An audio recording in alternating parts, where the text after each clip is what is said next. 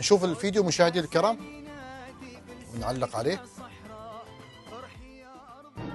كانت تلك المسيرة الخضراء السلمية البشرية الإنسانية التي دلت هي بدورها على مدى تعلقك بحضارتك وبالقيم الروحية التي جعلت منك عبر التاريخ ذلك الشعب المهاب الجوانب المحترم المكرم.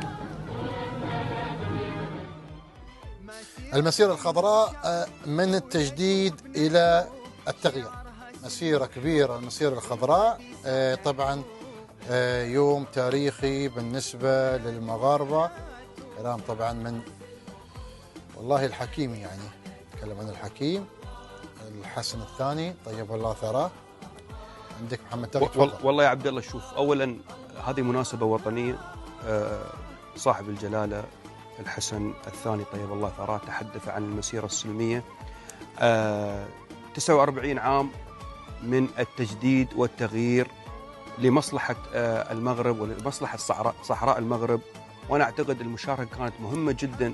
في سنة 75 شارك فيها من الكبار والصغار، وشاءت الصدف أن تشارك دولة الإمارات برعاية سامية من الوالد طيب الله ثراه الشيخ زايد، حيث أرسل ابنه سيدي صاحب السمو الشيخ محمد بن زايد كان عمره 14 سنة. وهذا يدل عبد الله على قمة العلاقات المرتبطة ما بين دولة الإمارات والمملكة المغربية. أعتقد المسيرة تجسد ملحمة تاريخية وطنية للصحراء المغربية، وأنا أعتقد اليوم دولة الإمارات أيضا كشعب نحتفل مع أهلنا في المملكة المغربية وشعبها على هذا اليوم العظيم.